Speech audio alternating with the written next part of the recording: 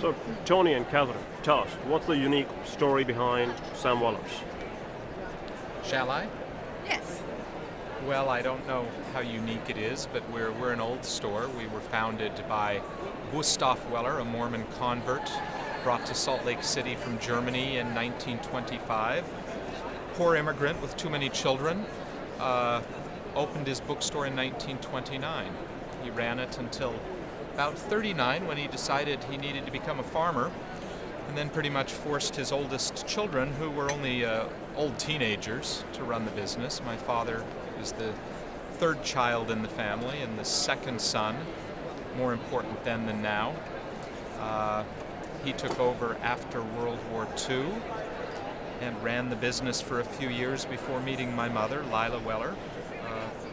She helped him to overcome, shall we say, some organizational weaknesses. He was a very charismatic, hard-working man. My mother is the analytical organizer, and together they made a great partnership. Well, I think you're missing an important point in this of the Sam Weller story, and that is when Sam took over the business, he did not want to take over the business. He came home from the war and intended to study musical theater under the GI Bill. His father tracked him down and said, "You're going to take over the bookstore." And he said, "I don't want to take over the bookstore." And Gustav said, "That's too bad." And while Sam was in Germany fighting the war for the States, the store was in bankruptcy and would have been closed if Gus hadn't have signed it over to Sam. There's a United States law that prevents businesses owned by GIs from being closed while they're serving. And so the store stayed open during the war because of that. And essentially, Gus said, "The store is yours, take it." And for a man who didn't want to be a bookman, who didn't want to do that, Sam and Lila built an amazing store and turned it into quite a success. What's the most amazing thing about Sam Weller's? Well, the things people mention are our size. We have a lot of books. It's become a bit of an albatross in our era when that's no longer as, say, necessary to success as it was in the pre-internet era. We're 3 generations old. Catherine and I are the 3rd generation to sell books in the bookstore. We have a very experienced staff of 40 people. We have an average of 8 years of experience per person, or 320 collective years of experience. Wow. We're dogged. We don't give up. You know, we try very, very hard. We try so hard it can become inefficient.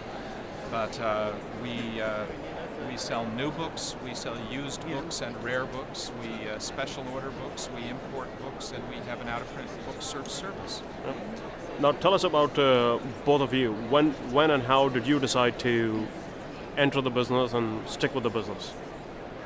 Well, I was told that it was pretty much expected of me. I resisted it briefly in my teens. You did. But by the time I entered college and found that humanity would probably never live up to my ridiculously high expectations, I also realized that those expectations had been skewed by my association with people of the letter, booksellers, writers, and publishers, and then realized that I had to stick with the book trade because it was the only way I could find a comfortable niche in an imperfect world. So tell us, give us an example of 1 or 2 books or events which are very Sam Weller books or events. Oh my, Like, that's so hard. Very Sam Wellery books. That's an interesting question because we've been open for so long. So there are books that were very Sam Wellery books in the sense that they were books that were taken underhand by Tony's father, and he sold the hell out of them. And then there are quirky books, such as, which Henry Miller book was it that Sam was selling in the 40s that got him a letter from Henry Miller? Because he had heard that he was selling books. Henry Miller had heard that Sam was selling books in Utah and wrote him a letter that said, "Hey, I hear you're selling my books. Way to go." And this is what makes it a very Sam Weller story. Sam threw the letter away.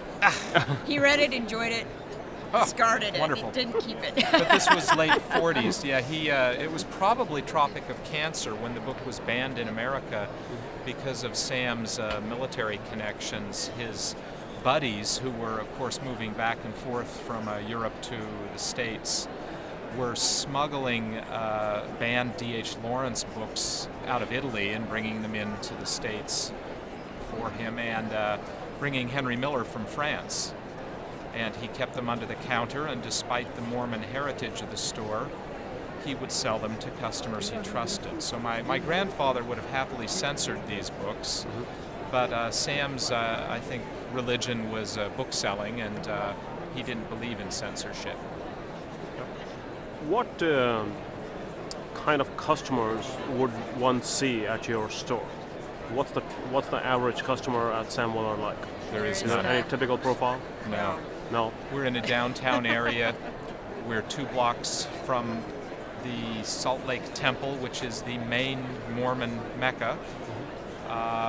We're in a business area and an area that has a fair number of young counterculture rebels. And so it's one thing I love about our store is I think of it as a crossroads for people of different cultures.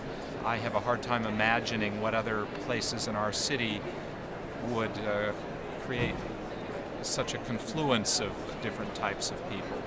I want to go back to something else you said, your ridiculously high expectations of humanity. Yes. What are they? Oh, I just, well, just to reflect briefly on my youth, there were 3 main communities in my youth. They were my parents' business, the bookstore, the school I attended, and the church I attended. And I feel like I learned about bigotry and bias in church and school, but I went to the bookstore where even before gays were comfortable being open about it, I remember there were gays working in our store and a few people of color. It was a pretty white community, mostly Northern European Mormon converts. And in our bookstore, I never saw bigotry. You know, I saw meanness. These people aren't enlightened, but I saw a much more open view of humanity in my parents' bookstore than I ever encountered at church or at school. And I mistook those people for ordinary adults and believed that that's the way people would be. Catherine, tell us about an interesting or fond memory you have of something that happened in the bookstore. Anything that comes to mind. Oh, Yeah. You should get mine it's done. funny because there are so many memories, and a lot of them are after-hours memories, things that happen with our staffs.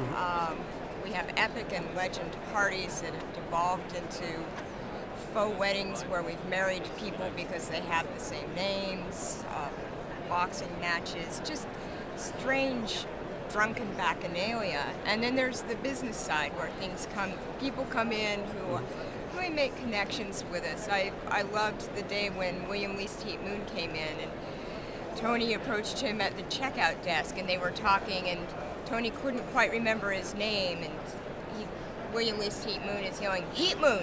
Heat Moon!" at him. And it's one of those moments when everybody turns around and wonders what's happening now, because Weller's does have a certain reputation for chaos. And there are a lot of memories of people yelling in the store, sometimes with joy and sometimes not. Always epic. I remember towards the end of Sam's career when he was very frustrated with some of our young employees one day, he was in the back of the store really taking some of the younger employees to task. And I walked by these 2 tourists, young tourists, who were saying, "There's this old guy back there just bitching everybody out." And I was at a counter and I stopped and I put my head in my hands and one of the tourists patted me and he said, "It's the bookstore of discontent, is it?" And that it really isn't the bookstore of discontent always, but it was at that moment. Things are very open there, and so there's a lot of wildness that occurs. And just general wildness is what I appreciate some days. Yep. Last question. What advice would you have for Kristen and myself as a new booksellers just entering the business? You two already have the thing that we tell most people, and that is Sharpen up your math and accounting skills.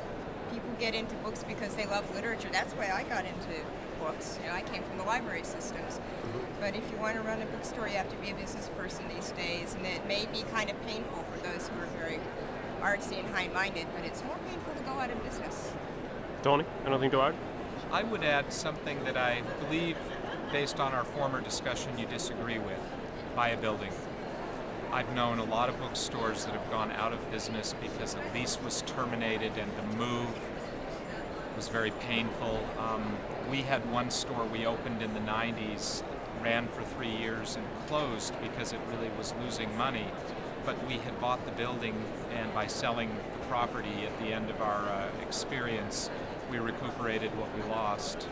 And right now, I attribute our 47-year survival on Main Street to the fact that my parents bought half the building, enough to keep our overhead low. Right. Well, thank you.